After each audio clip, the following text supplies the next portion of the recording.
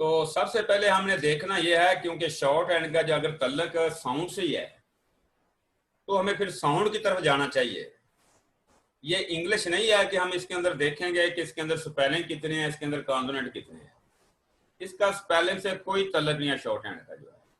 अगर इसका तल्लक है तो सिर्फ और सिर्फ साउंड के साथ तल्लक है।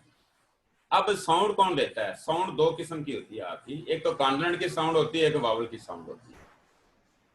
कॉन्सोनेंट की साउंड तो हमें पता होता है कि ये चे है तो ये चे की आवाज दे रहा है, जे है तो ये जे की आवाज आ रही है, तो इसका इतना मसला नहीं है, ये तो हमें पता होता है सारा ही। लेकिन जो अहम चीज इसके अंदर है वो है वावल साउंड। तो इसलिए जो है जब भी हमने कोई लफ्ज लिखना होता है तो उसके ऊपर हमें दो चीजों की तरफ फोकस करना पड़ता है। वो दो चीजें कौन सी होती हैं?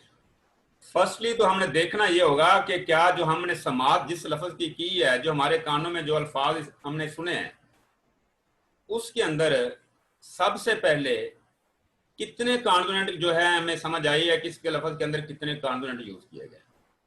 पहले हमने अपने दिमाग के अंदर, अपने जहन के अंदर ये चीज सोचने लिखने से पहले ये दो चीजों को फॉलो करना होता है हमने, कि सबसे पहले इसके अंदर कॉन्सोनेंट कितने यूज किए गए। मिसाल के तौर पे मैं लफ्ज बोलता हूँ डेट। अब डेट के अंदर आप फिजिकली देखेंगे तो इंग्लिश के अंदर इसका जो स्पेलिंग है डी बी और टी आ गया। अगर मैं बात करता हूँ एज की, ई डी जी ई एज आ गया।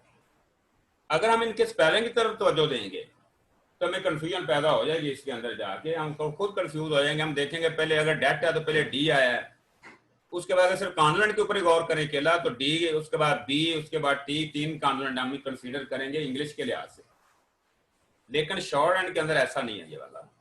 शॉर्ट हैंड के अंदर सूल ये होता है कि जिस कॉन्सोनेंट की हमें आवाज मिल रही है, सुन रहे हैं हम जिसको, जो कॉन्सोनेंट अपनी आवाज दे रहा है, साउंड दे रहा है, हम सिर्फ उसी को कंसीडर करेंगे। जिनकी आवाज नहीं आ रही उसको हम कंसीडर नहीं करेंगे। जैसा कि इसलिए अगर डेट की बात करते हैं तो डेट के अंदर हम गौर करेंगे तो हमें एक डी की आवाज मिल रही है और एक टी की आवाज मिल रही है। बी की इसके अंदर आवाज नहीं मिल रही, हालांकि स्पेलिंग के अंदर तो बी मौजूद है।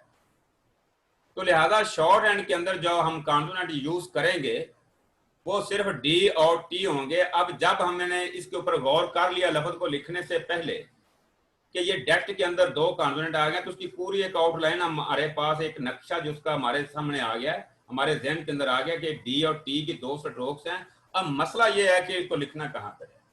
यानी एक तो चीज समझ में आई आपको, इसका नक्शा, इसका आउटलाइन हमारे जहन में आ गई कि डी और टी दो कॉन्सोनेंट को हमने लिखना है, ऊपर डी आएगा नीचे टी आएगा।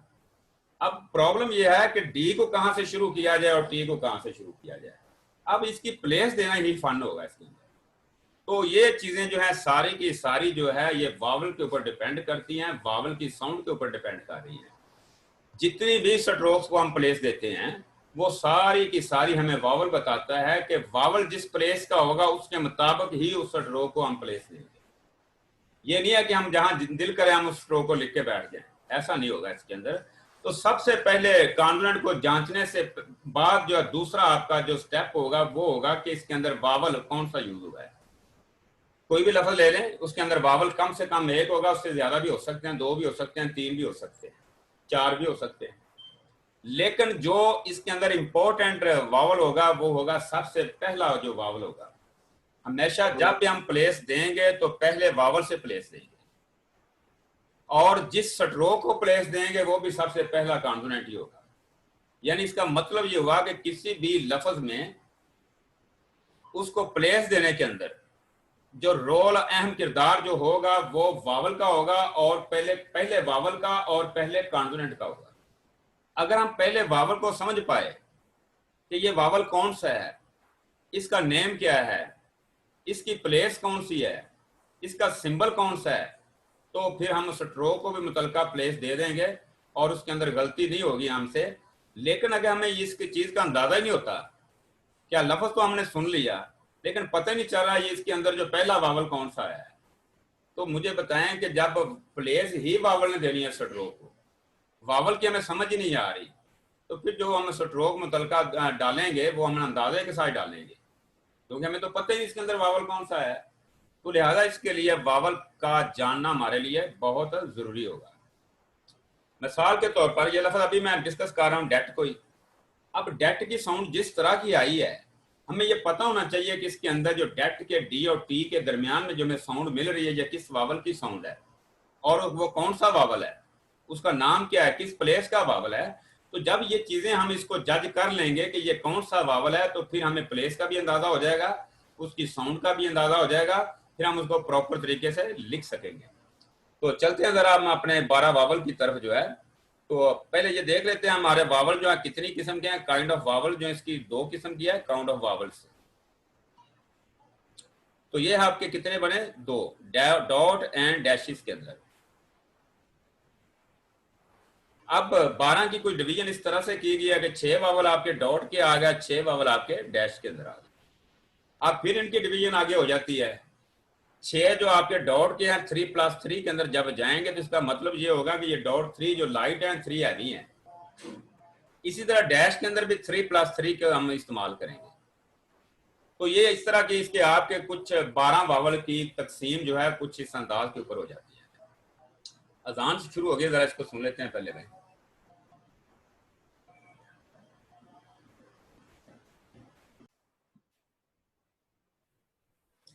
चलें चलते हैं जरा आगे भाई। तो सबसे पहले हम चलते हैं कि वावल की प्लेसेस, आपको भी पता 3 प्लेसेस वावल की होती हैं और 3 प्लेसेस ही स्ट्रोक की होती हैं। तो सबसे पहले हम वावल की प्लेसेस की बात कर लेते हैं। तो एक तो मैं पहले आपको बता रहा हूँ, मैं एक स्ट्रोक लिख रहा हूँ कॉन्सोनेंट, ये पी का कॉन्सोनेंट मैंने लिख दिया। अब इसी के ऊपर मैं सारी बहस करता हूँ, इसी कॉन्सोनेंट के ऊपर ही, ताकि सारी बात समझ में आ जाए आपको। ये देखें पी का जो कॉन्सोनेंट है, अगर इसकी प्लेसेस देखेंगे हम तो सबसे पहले ऊपर वाले जो है ये आपकी फर्स्ट प्लेस, मिडल के अंदर सेकंड प्लेस आ गई और लास्ट के ऊपर थर्ड प्लेस आ गई। इसी तरह लेफ्ट पे चलते हैं तो इसी तरह ये 3 प्लेसेस इधर भी आ गई। ऊपर वाली जो है ये फर्स्ट प्लेस होगी, मिडल वाली आपकी सेकंड प्लेस होगी, नीचे वाली आपकी थर्ड प्लेस होगी। ये चीजें आपको ये पता है जो मैं बता रहा हूँ, लेकिन इससे आगे काम चलेगा आगे मजीद जो है। इसी तरह लेफ्ट साइड पे चलते हैं तो सेम इसी कंडीशन में आ गया, first place, second place, third place. अगर मैं आप किसी बच्चे से ये सवाल करूं कि मुझे बताएं कि फर्स्ट प्लेस कौन सी होती है, तो मुझे वो यही जवाब देगा कि जो ऊपर वाली प्लेस होती है वो फर्स्ट प्लेस होती है। तो ऐसी बात है ना ये, हालांकि हर किसी ये ऐसा जवाब नहीं है ये वाला। हर स्ट्रोक की ऊपर वाली प्लेस फर्स्ट नहीं होती। ये तो अपना स्ट्रोक की कंडीशन, उसकी डायरेक्शन के मुताबिक पता चलेगा कि ये किस नोजल की स्ट्रोक है। क्या ये आपकी स्ट्रोक जो है डाउन स्ट्रेट है, या ये अप स्ट्रेट है, या कि ये हॉरिजॉन्टल स्ट्रोक है। ये 3 वैरायटीज में से जो स्ट्रोक आएगी पोजीशन उसी के लिहाज से होगी। तो इसका जो फार्मूला है प्लेस का बताने का वो ये होगा कि जो स्टार्टिंग पॉइंट होगा आपका वो आपका फर्स्ट प्लेस होगा, और जो एंडिंग पॉइंट होगा वो आपका थर्ड प्लेस का होगा। तो मिडल तो सेकंड प्लेस तो मिडल में आना है, चाहे स्ट्रोक ऊपर को जाए चाहे नीचे को आए, चाहे वो आपकी हॉरिजॉन्टल हो, तो वो तो मिडल के अंदर सेकंड प्लेस आएगी, उसके अंदर तो तब्दीली कोई भी नहीं होगी। तो लिहाजा अब हम चलते हैं जरा कुछ वावल की तरफ। इनकी कितने वावल हमारे हैं, उनके निशानात कौन से हैं, उनकी साउंड किस तरह की है, उनके नेम क्या हैं, इसके ऊपर हम जा रहे हैं। सबसे पहले आ गया आपका, मैं शुरू कर रहा हूं फर्स्ट प्लेस से, कि फर्स्ट प्लेस के वावल कौन कौन से हैं। देखिए सबसे पहले ले लें आप हैवी डॉट को, हैवी डॉट, उसके बाद ले लें आप लाइट डॉट को, फिर आप ले लें हैवी डैश को, और फिर ले लें लाइट डैश को। यानी heavy dot, light dot, heavy dash और लाइट डैश। ये याद रखिए ये 4 जो सिंबल हैं ये हर प्लेस पे इस्तेमाल होने हैं। ये नहीं है कि ये फर्स्ट प्लेस के अंदर इस्तेमाल होंगे, सेकंड के अंदर नहीं इस्तेमाल होने, हर जगह पे यूज होंगे, ये हर प्लेस के ऊपर इस्तेमाल किए जाएंगे। सिंबल यही वाले होंगे, लेकिन जब जगह तब्दील होगी, इनकी प्लेस तब्दील होगी, तो फिर सारा निज़ाम ही तब्दील हो जाएगा इन्हीं के साथ ही, प्लेस तब्दील करने से। तो हैवी डॉट अगर आपका फर्स्ट प्लेस पे आता है तो इस वावल का जो नेम होता है ये होता है लॉन्ग आ वावल, AHA। यानी heavy dot at the first place called long आ वावल। अगर लाइट डॉट की बात करें तो ये वावल के नेम होगा शॉर्ट ए वावल। हम ए बहुत कम यूज करते हैं, बल्कि हम कहते हैं शॉर्ट ए वावल अपनी जुबान में। हालांकि ए तो नहीं होता, लेटर तो ए का ही होता है। ए इसलिए हम कह देते हैं कि इसकी जो साउंड होती है वो ए टाइप में होती है, इसलिए हम अपनी आसानी के लिए इसको क्या लेते हैं, शॉर्ट ए वावल। नंबर 3 के ऊपर जो वावल यूज किया जा रहा है हैवी डैश, जो है इस वावल का जो नेम है लॉन्ग ओ वावल, AWO। और चौथे नंबर पे जो वावल लाइट डैश है, इसका जो नेम है लॉन्ग शॉर्ट ओ वावल। तो ये मैंने इनके 4 इनके नेम लिख दिए आपको, यानी heavy dot at the first place जो वावल होगा लॉन्ग आ वावल होगा, लाइट डॉट जो होगा ये शॉर्ट ए वावल होगा, हैवी डैश जो फर्स्ट प्लेस पे आएगी तो लॉन्ग ओ वावल होगा, और लाइट डैश होगी तो शॉर्ट ओ वावल होगा। अब हम चलते हैं इनकी आवाज की तरफ, कि ये जो वावल के जो नेम हैं ये अपनी आवाज बता रहे हैं, एक्चुअली यानी आवाज ये खुद ही दे रहे हैं आपने, लेकिन हमने थोड़ा सा सिर्फ गौर करना है इसके ऊपर, सारी बात समझ में आ जाएगी।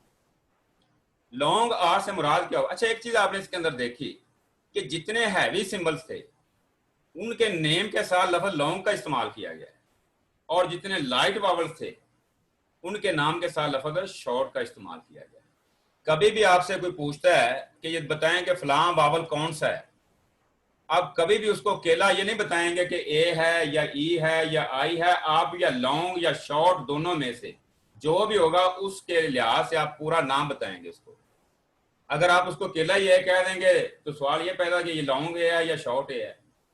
अगर आप ई की बात करते हैं तो पता नहीं चलेगा शॉर्ट ही है या लॉन्ग ही है। तो लिहाजा पूरा नाम बताना ये जरूरी होगा आपके लिए कि आप उसको पूरा नाम बताएं कि इसका ये पूरा नाम ये वाला है। ये इंग्लिश नहीं है कि जिसके अंदर ए ई आई ओ यू हो जाएगा, वो उसके अंदर लॉन्ग शॉर्ट वाला मामला नहीं है ये वाला, वो तो मखसूस 5 वावल ये वाले हैं। लेकिन शॉर्ट एंड के अंदर 12 जो वावल हैं इनके नेम के साथ या लॉन्ग या शॉर्ट इस्तेमाल किए जाते हैं। अब हम मैं कुछ चलता हूं इनकी आवाज की तरफ। इनकी आवाज किस नुयत में आएगी? जो लॉन्ग आ वावल होगा, ये वावल की आवाज खुद ही बता रहा है कि एक लंबी आ टाइप में होगी, आ की आवाज लंबी देगा। मैं अगर उर्दू के अंदर इसके ऊपर अलिफ मद्दा लिख दूं आपको आसानी के लिए, आपको समझाने के लिए, तो आपको जल्दी समझ आ जाए कि ये आवाज किस नोयत की है। आ की एक लंबी आवाज देगा। जैसे अगर हम कहेंगे पाम, तो पाम के अंदर जो हमें आवाज मौसूल हो रही है वो आ की एक लंबी आवाज आ रही है। अगर हम लफ्ज बोलते हैं लाफ, तो लाफ के अंदर भी जो हमें आवाज मिल रही है वो कौन सी मिल रही है? आ की एक लंबी आवाज आ रही है। अगर हम कहते हैं डार्क, तो डार्क के अंदर भी आ की एक लंबी आवाज मिल रही है। ये जो आ की एक लंबी आवाज है इसी को हम लॉन्ग आ वावल कहते हैं। फर्स्ट प्लेस का ये वावल है। और जो स्ट्रोक, अब ये फर्स्ट प्लेस वावल है तो इसको जो पहली स्ट्रोक होगी हमारी वो कौन सी देंगे, किस प्लेस के ऊपर देंगे? Above the line. यानी अगर आपका पहला वावल फर्स्ट प्लेस का आता है और उस आपकी पहली जो स्ट्रोक होगी वो फर्स्ट पोजीशन के ऊपर इस्तेमाल की जाएगी, इसका मतलब होगा वो अबव द लाइन यूज की जाएगी। अगर आपका पहला वावल सेकंड प्लेस का आ जाता है तो आपका पहला जो कॉन्सोनेंट होगा या पहली जो स्ट्रोक होगी आपकी वो ऑन द लाइन इस्तेमाल की जाएगी। अगर आपका वावल पहला जो है वो थर्ड प्लेस का आ जाता है तो आपकी पहली जो कॉन्सोनेंट होगा या पहली जो स्ट्रोक होगी उसको आप क्रॉस द लाइन या थ्रू द लाइन आप उसको लिखेंगे। तो यानी इसका मतलब बहुत गहरा तलब हो गया आपस में। यानी जिस प्लेस का वावल होगा उसी प्लेस के ऊपर ही वो मुतलका पहला कॉन्सोनेंट जो है वो इस्तेमाल किया जाएगा। अब हम चलते हैं जरा, फॉर एग्जाम्पल कुछ स्ट्रोक हम बनाते हैं, अल्फाज आप बताएंगे, लिखूंगा मैं, पूछूंगा मैं आपसे कि कहां कहां ये लिखे जाएंगे। पहले हम फर्स्ट प्लेस को क्लियर कर लेते हैं, सेकंड के ऊपर बाद में चलेंगे। तो फर्स्ट प्लेस के ऊपर कुछ अल्फाज कागम बताइए जरा जिसके अंदर फर्स्ट प्लेस लॉन्ग आ वावल इस्तेमाल किया गया है। काम सर। काम ले ले लफ्ज काम, लफ्ज ले लिया लाफ, लफ्ज ले लिया पाम। ये मैंने 3 अल्फाज लिया। लफ्ज एक भी समझ में आ गया आपको तो सारा ही समझ में आ जाएगा वावल भी। लेकिन अगर मैं पूरी लिस्ट लिख के दे दूं आपको, पूरा भर दूं इसको पेज को, अगर आपको समझ नहीं आई तो सारा बेकार होगा आपके लिए। तो लिहाजा इधर समझने की जरूरत है, समझ आना आपके लिए जरूरी है कि आपको समझ आनी चाहिए इसके अंदर। काम, काम के अंदर फर्स्टली मैंने पहले भी आपको कहा था कि काम को लिखने से पहले 2 चीजों के ऊपर फोकस करना होगा हमने। पहले वो कि इसके अंदर टोटल कॉन्सोनेंट कितने यूज हुए हैं। तो हमें पता चला कि जो जिन कॉन्सोनेंट की हमें आवाज मिल रही है वो एक के है और एक एम है। एल तो इसके अंदर साइलेंट है, एल के अंदर इसकी आवाज नहीं आ रही, लिहाजा अगर आवाज ही नहीं इसकी आ रही तो हम इसको इस्तेमाल भी नहीं करेंगे, क्योंकि जिसकी साउंड मिलेगी उसी को इस्तेमाल करना होता हमने। तो लिहाजा हमें पता चल गया कि के और एम जो है इसके अंदर दो कॉन्सोनेंट है। अब हमने जाना है वावल की तरफ, क्या लिखना कहाँ पे। अभी तो खैर हम ये डिस्कस फर्स्ट प्लेस वावल कर रहे हैं, अभी तो हमें पता है ये फर्स्ट प्लेस के ऊपर आएगा, लेकिन इसके बाद जब आप लिखेंगे तो फिर हमने इस चीजों की तरफ गौर करना होगा कि अब जो ये लफ्ज जो बोला गया है इसके अंदर जो के और एम आया है, ये के और एम को हमने कहाँ लिखना है। तो ये हमें आवाज वावल जो बता रहा है कि जो आ की एक लंबी आवाज आ रही है, जो आ की जो लंबी आवाज देने वाला जो वावल है ये फर्स्ट प्लेस वावल है और ये हैवी डॉट से जाहिर किया जाता है। तो जब हमें ये पता चल जाएगा कि ये वावल फर्स्ट प्लेस का है तो हम आंखें बंद करके भी अगर इसको लिखना चाहेंगे तो आप के और एम को above द लाइन यूज कर लेंगे इस अंदाज के ऊपर। तो आपने के भी लिख लिया above द लाइन, एम भी लिख लिया। दूसरा ये कि आपने मेहरबानी इसके अंदर ये भी करनी होगी कि जिस स्ट्रोक भी आपने above द लाइन लिखना है वो अब हाम में ना रह जाए, यानी लाइन के बिल्कुल करीब नहीं लिखना उसको above द लाइन, बल्कि ऊपर क्लियर तौर पर जितनी भी ऊपर गुंजाइश है आपके पास उतना ऊपर जाके इसको लिखें, ताकि जल्दी के अंदर वो ना हो कि आप उसको ऑन द लाइन समझ पढ़ बैठे फिर वो आपसे गलती हो जाए।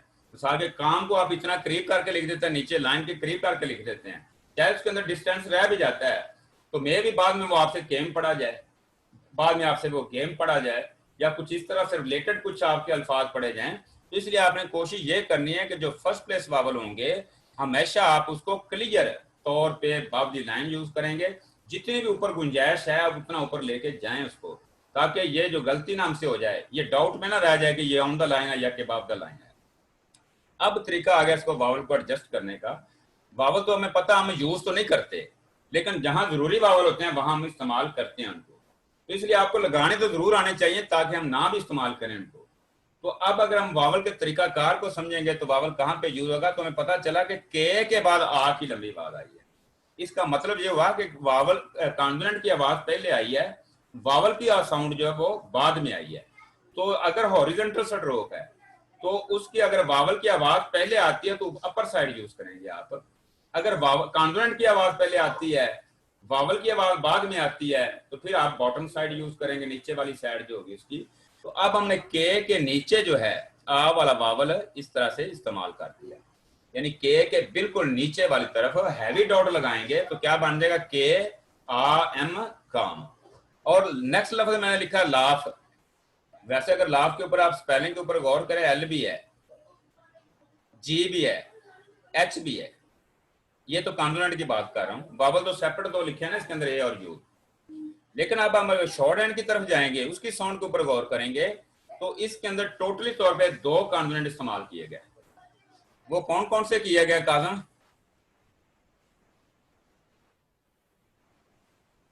एल और एफ दो कॉन्सोनेंट इस्तेमाल किए गए हैं, एक एल का किया गया, दूसरा एफ का किया गया। तो इसलिए हमने अब एल को above द लाइन इसलिए यूज करना है क्योंकि वो हमारा फर्स्ट प्लेस वावल आ वाला आ रहा है। अब हमारा एल की फर्स्ट प्लेस कौन सी होगी? नीचे वाली साइड, जहां से इसको शुरू किया गया हमने। तो अब एल के बाद वाली नीचे वाली फर्स्ट प्लेस जो है वो आपकी ये वाली जगह बन गई। तो ये आपका लफ्ज क्या बन गया? लाफ। अगर तीसरा लफ्ज आपका आ जाता है पाम। पाम के अंदर भी सेम कंडीशन है, पी और एम दो कॉन्सोनेंट है, एल इसके अंदर भी साइलेंट है। तो आप क्या करेंगे इसके अंदर पी को above द लाइन इस तरह लिखना आपने कि एम ये लाइन के करीब ना लिखें, यानी लाइन से थोड़ा सा ऊपर लिखें मजीद क्लियर तौर पे, ताकि ये गलती हमसे हो जाए कि हमने ये क्या लिखा हुआ है। हमने पोएम तो नहीं लिख दिया कहीं पे, अगर ऑन द लाइन हो जाएगा पोएम बन जाएगा आपका, कुछ और बन जाएगा आपका। इसलिए आ वाला वावल पी के बाद हमने इस जगह पे लगा दिया, तो क्या बन गया? पाम। अब ये तो होगा हमारा लॉन्ग आ वावल। अब हम चलते हैं जरा शॉर्ट ए वावल की तरफ जो है।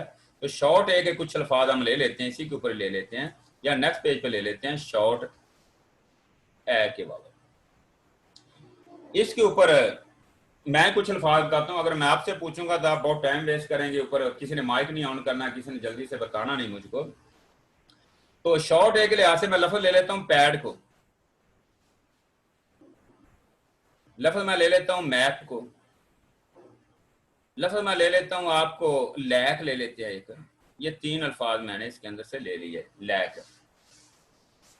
अब हमने इसकी भी स्ट्रोक बनानी है। पैड के अंदर जो हमें आवाज मिल रही है, ये कौन सी मिल रही है?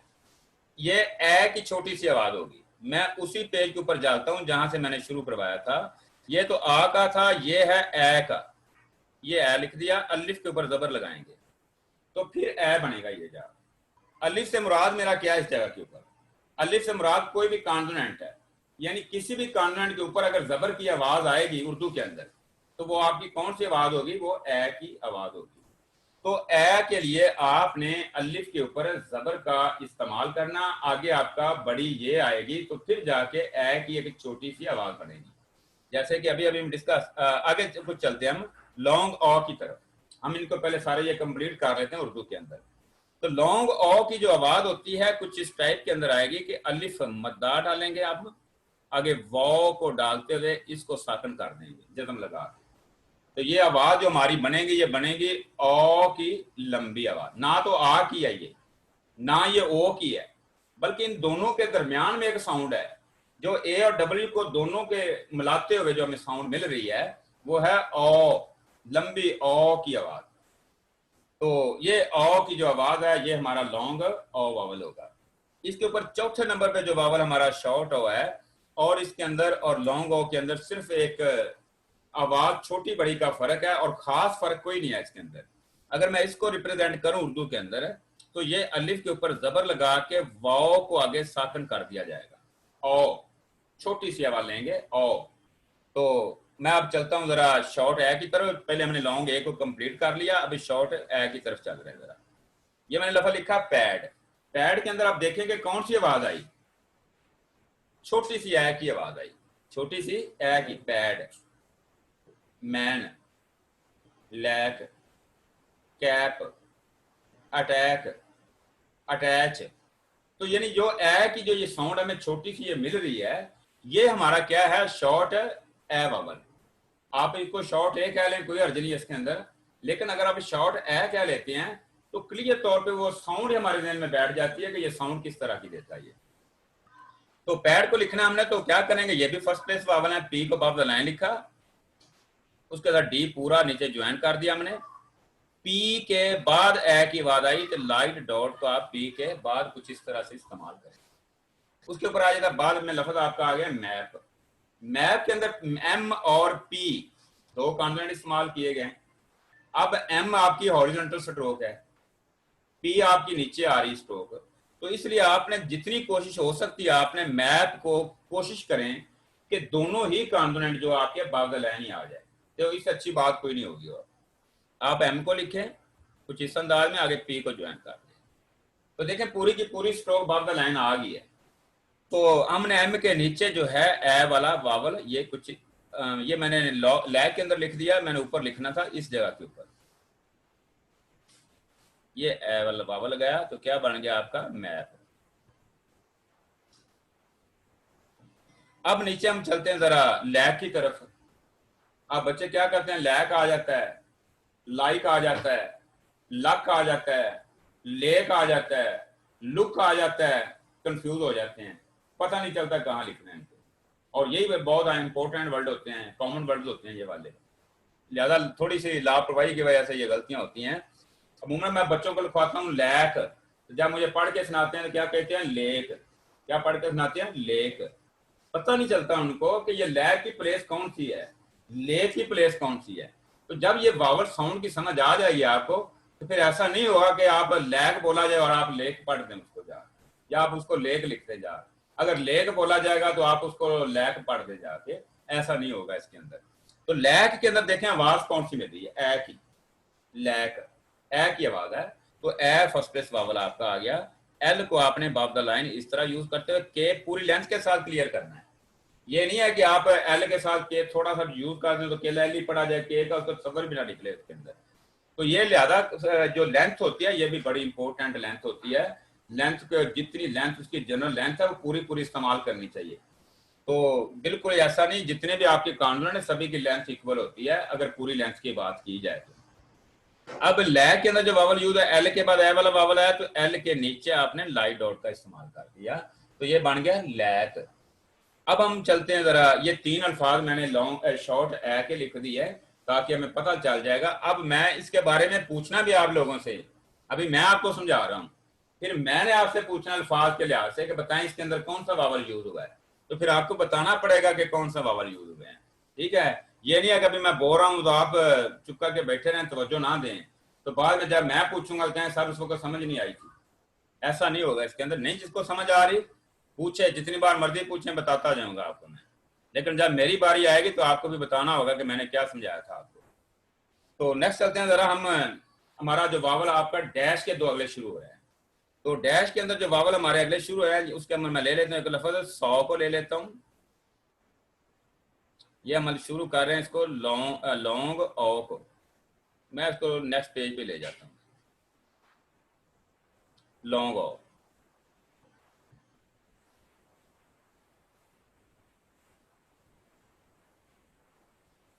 लॉन्ग ओ के अंदर मैं कुछ अल्फाज मैं लिख देता हूँ। मैं लिख देता हूँ 100 को, मैं लिख देता हूँ लॉ को। ये तो हो गया सिंपल 2 अल्फाज। एक मैं बड़ा ले लेता हूँ, इसमें से वो ले लेता हूँ, मैं बॉट को ले लेता हूँ।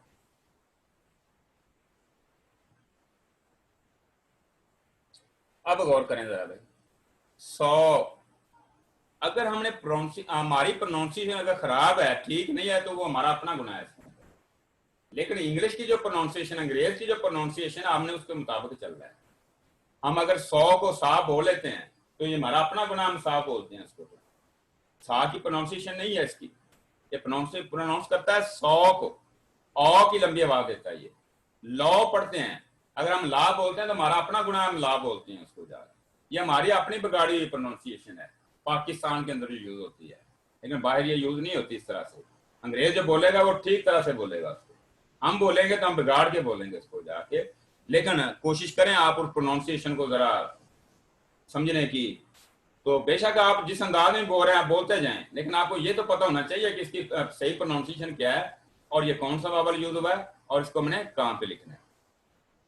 तो 100 के ऊपर हम क्या करेंगे, और देखें मोस्टली इसके अंदर होगा कि AW का स्पेलिंग के लिहाज से यूज भी होता है, लेकिन मैं आपको ये मशवरा कभी भी नहीं दूंगा कि आप इसके अंदर चेक करें AW है कि नहीं है, क्योंकि हमारा इसके साथ तल्लक ही कोई नहीं है। हम जो साउंड को लेना है, अब अगर इसके ऊपर गौर करेंगे AW है, बिल्कुल है। लॉ के अंदर गौर करेंगे AW है, बिल्कुल है। अगर हम बोर्ड के ऊपर गौर करेंगे तो कभी भी नहीं है इसके अंदर। तो इसका मतलब ये निज़ाम सारा गलत है, स्पेलिंग वाला निज़ाम बिल्कुल ये फेक हो जाएगा, इसके ऊपर हमें बिल्कुल कामयाबी नहीं मिलेगी। तो लिहाजा हमने जाना किसके ऊपर है, साउंड की तरफ जाना है। साउंड को हमें समझना है कि साउंड जो हमें मिल रही है 100 के अंदर, वो ओ की एक लंबी आवाज मिल रही है। एस को हमने अबव द लाइन इस तरह यूज करें, जितना भी क्लियर हो सकता है अबव द लाइन इसको करें, लाइन के बचाएं टच होने से इसको जो है। और एस के बाद हमने हैवी डैश इस जगह पे कुछ यूज करते हैं फर्स्ट प्लेस के ऊपर, तो आपका ये क्या बन जाएगा 100। आगे आ गया लॉ, केला एल कॉन्सोनेंट है, ओ की लंबी आवाज दे रहा है, एल को अबव द लाइन यूज किया हमने जाके, और हैवी डैश जो है नीचे वाली साइड में आप लगाएंगे, क्योंकि इसका स्टार्टिंग पॉइंट नीचे से है, नीचे से शुरू होकर ऊपर को जा रही है। ज्यादा नीचे वाली जो साइड है बाद वाली, क्योंकि पहले एल आवाज दे रहा है, बाद में कॉन्सोनेंट आवाज दे रहा है, तो बाद वाली साइड हमारी जो है वावल की है, तो लिहाजा हम वावल को राइट की तरफ जो है इंसर्ट करेंगे जाके। तो नीचे हमने वावल हैवी डैश लगा दी, तो क्या बन गया लॉ। अब हम चलते हैं बॉट की तरफ। बॉट के अंदर बज़ाहिर तो बी भी है, जी भी है, एच भी है, टी भी है, लेकिन जो हमें साउंड मिल रही है, जो हम वसूल कर रहे हैं इससे साउंड जो है, वो है आपकी सिर्फ एक बी और एक टी, 2 कॉन्सोनेंट। अब हमने बी को कहां पे लिखना है, अबव द लाइन। क्यों अबव द लाइन लिखना है, क्योंकि वावल फर्स्ट प्लेस का है, फर्स्ट प्लेस का ये असूल है कि उसका पहला जो कॉन्सोनेंट है वो अबव द लाइन लिखा जाए। तो बी को अबव द लाइन लिखा आपने क्लियर तौर पे इस तरह से, टी नीचे आएगा आपका इस तरह से। अब हमने वावल को एडजस्ट करना है, बी के बाद साउंड दिया तो बी के बाद इस तरह हैवी डैश लगा देंगे, तो क्या बन जाएगा बॉट, बाट नहीं बॉट, ओ की लंबी आवाज लेते हुए, तो ये आपका वावल बॉट बन गया। नेक्स्ट चलते हैं जरा भाई। तो अगला जो हमारा वावल आ रहा है वो आ रहा है शॉर्ट ओ का।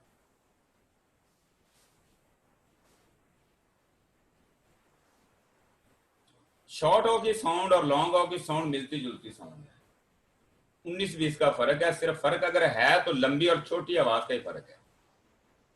यानी वो एक लंबी ओ की आवाज आती थी, ये छोटी सी ओ की आ जाएगी। जैसे अगर मैं कहूं जॉब, टॉप ले लें, आप लॉक ले लें, आप ले लें अपना वॉच को ले लें, ये 3 अल्फाज मैंने इसके भी ले लिए। टॉप, क्या हम इसको इस तरह बोलेंगे टॉप?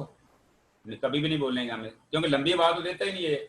अगर लें भी लंबी आवाज तो हम अजीब सा फील करेंगे, इसको सुनने वाला भी अजीब फील करेगा, क्या होगा टॉप, ये क्या चीज बन गई। तो लिहाजा जिनकी आवाजें शॉर्ट हैं उनको शॉर्ट ही बोलेंगे, जिनकी आवाजें लंबी हैं उनको हमेशा लंबा ही करके बोलेंगे, तो फिर जाके वो सूट करेगी जाके। तो लिहाजा टॉप के अंदर हमने क्या किया, छोटी सी आवाज आई टॉप, ओ की हल्की सी आवाज आई, बारीक सी आवाज आई, टी हमने अबव द लाइन लिखा, पी को नीचे ले आए, टी के बाद लाइट डैश फर्स्ट प्लेस पे यूज कर दी, तो क्या बन गया आपका top.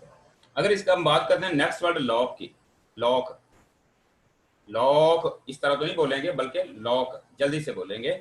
L above the line लिखा हमने, आगे के पूरा ज्वाइन किया, एल के नीचे लाइट डैश इस तरह इस्तेमाल की, तो क्या बन गया लॉक। आगे लफ्ज आपका आ गया वॉच, हालांकि इसके अंदर देखें वो तो मौजूद ही नहीं है, मौजूद क्या है ए, आवाज ले रहे हैं हमें ओ की, वॉच ओ की आवाज आ रही, वे को अबव द लाइन यूज किया क्लियर तौर पे, इस तरह से नीचे चे आ गया इस तरह से। अब वे की मैंने कुछ लंबी ज्यादा कुछ कर दी, आप इतनी लंबी ना कीजिएगा, आप अपने हिसाब से रखिएगा जरा इसको। तो वे के नीचे आप लाइट डैश का इस जगह पे इस्तेमाल करेंगे, तो क्या बन जाएगा आपका ये वॉच। अगर मैं